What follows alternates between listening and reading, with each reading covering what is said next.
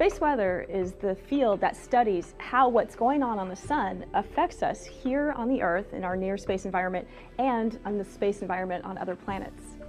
For a large eruption, the sun produces a flash of light, which we call the solar flare. It also produces a huge ball of material traveling away from the sun we call coronal mass ejection. And both of those phenomena can accelerate subatomic particles, which we call solar energetic particles. These three things together make up a solar storm. A coronal mass ejection, or CME, is an eruption of plasma from the sun that shoots out into space, and it could affect us here at Earth. A solar flare is a huge release of energy that converts the magnetic energy of the sun into heat, into light. It accelerates particles and can really heat up the plasma in order of minutes to over 60 million Kelvin. Solar energetic particles are particles of plasma that are accelerated at the flare site from the energy that's released in the flare. And these particles can be accelerated up to almost 80% of the speed of light. And a coronal mass ejection, when it's traveling so fast, creates a shock, and that can create solar energetic particles. Solar flares and CMEs are all driven by magnetic reconnection. This is where the sun turns up the magnetic field, and then it causes oppositely directed magnetic fields to then annihilate.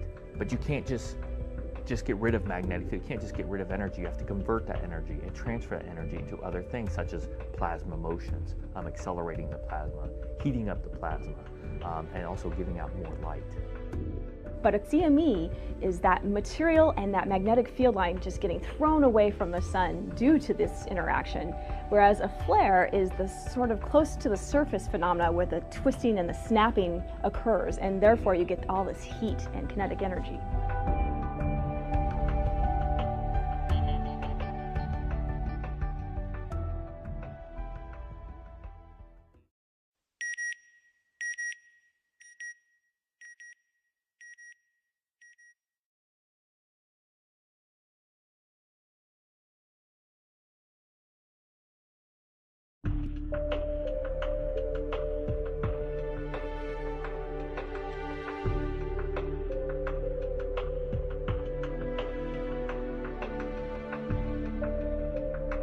Solar flares and coronal mass ejections do not always hit Earth.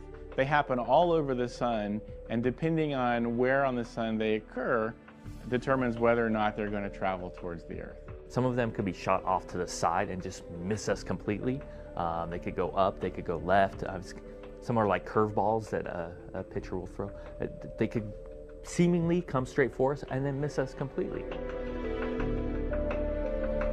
Space weather can have several different effects on the Earth and the near-Earth environment. In space, it can create dangerous radiation in the form of particles, which is detrimental to the health of astronauts. These particles, as well as solar flares, can cause damage to satellites in near-Earth orbit. In addition, electromagnetic disturbances created by geomagnetic storms can affect power transmission on the ground, can also disrupt communication, but space weather has no direct effect on human beings themselves. We are protected here on the surface of the Earth from solar flares and coronal mass ejections when they impact the Earth due to the magnetic field of the Earth called the magnetosphere, which deflects the magnetic field and the energetic particles, as well as the atmosphere, which absorbs the higher levels of radiation. Most of the energy that's associated with a solar flare or a coronal mass ejection doesn't even reach the surface of the Earth. So even the biggest of flares isn't going to affect you here at Earth. When a large solar eruption occurs, there are generally three things that happen. Each of these takes a different amount of time to reach the Earth. The solar flare, because it's light, travels at the speed of light and takes approximately 8 minutes to reach us. The solar energetic particles are traveling extremely fast, close to the speed of light, but not exactly the speed of light. So they take roughly 20 to 30 minutes to reach us. The coronal mass ejection is much slower, and that takes about 1 to 4 days to reach us. The sun goes through what we call a solar activity cycle, where every 11 years on average, it will go from a very low period of solar activity, meaning sunspots and solar storms, to another period of low activity, and in between it goes through what we call solar maximum. At solar maximum, the sun has a very complicated magnetic field structure, and therefore it creates a lot more sunspots and a lot more solar storms like flares and CMEs. It's very important to be able to forecast solar events because they can affect our technology, our satellites, they can cause power grids to be affected. So as we become more and more technologically advanced, it becomes more important to be able to forecast such events.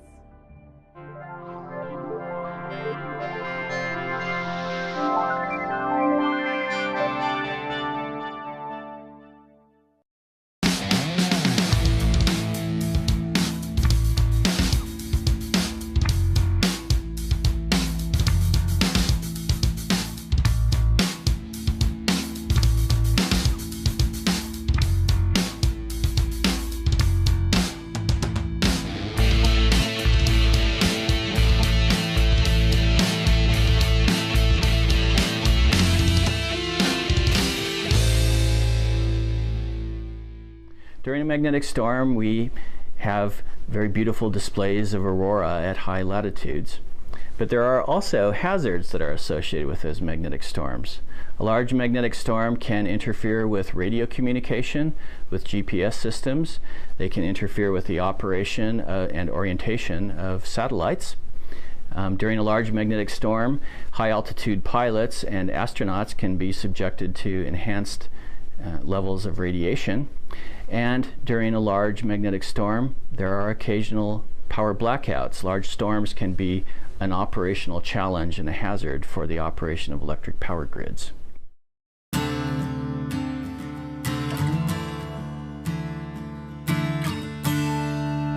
Magnetic storms are they're a hard concept to get one's head around, but essentially we're looking at a tremendous burst of energy coming from the sun. We might not feel that ourselves, but our electrical infrastructure absolutely does. Space weather starts with the sun. It's brought to the Earth by the solar wind from the sun, and the solar wind interacts with the Earth's magnetic field. Sometimes when the sun is disturbed, it can therefore cause the Earth's magnetic field to be disturbed. It's a period of time we call a magnetic storm.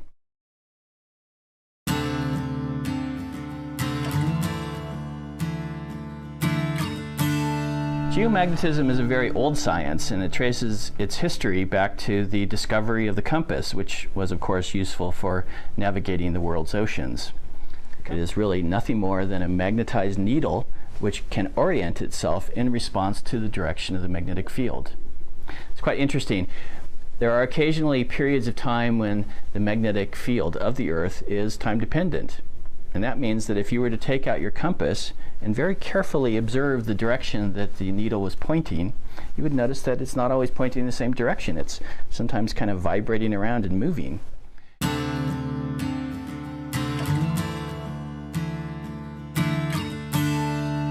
The National Space Weather Program organizes the work of the many federal agencies that are concerned with space weather. This work is important for our nation's economy and for our national security. Space weather is a variety of subjects which stretches from the sun to the Earth. Different federal agencies have different responsibilities for different parts of that the physical whole of space weather. NOAA, NASA have responsibility for monitoring the sun, and they are also responsible for space-based monitoring of space weather. It's interesting though, the USGS has a very unique role. We monitor space weather from the ground. In effect, we are monitoring and essentially exploring space without ever leaving the surface of the Earth.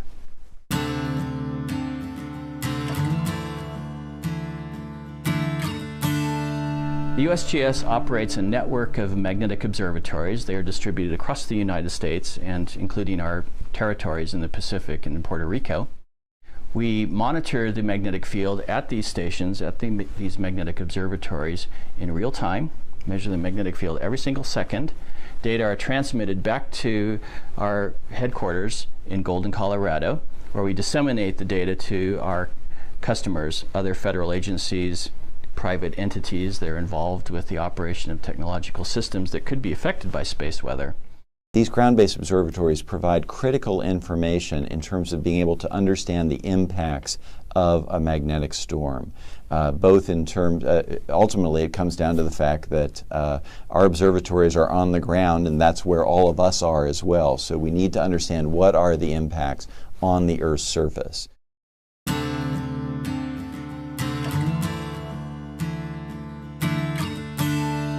I'd like to emphasize two new projects that the USGS has recently undertaken.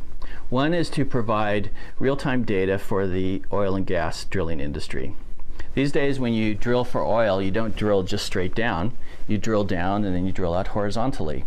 In order to do that accurately and to know where your drill bits are headed, you have to have some understanding of the orientation of the drill bit. In the instrument package that typically follows a drill bit during drill operations, there is a small sensor in there which measures the direction of the magnetic field of the Earth.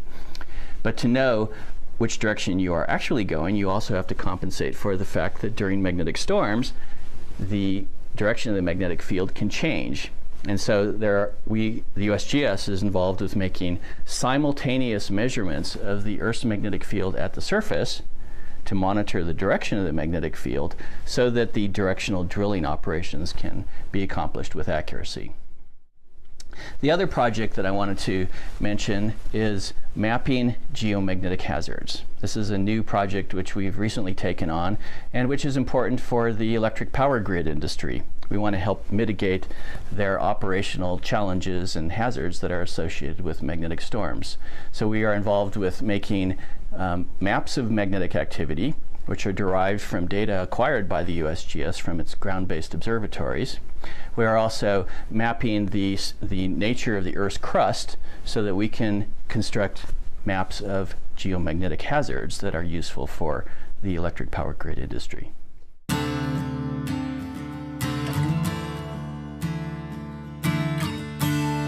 Space weather represents a hazard and a challenge for the operation of technological systems, and this means that space weather is always going to be important for our modern society.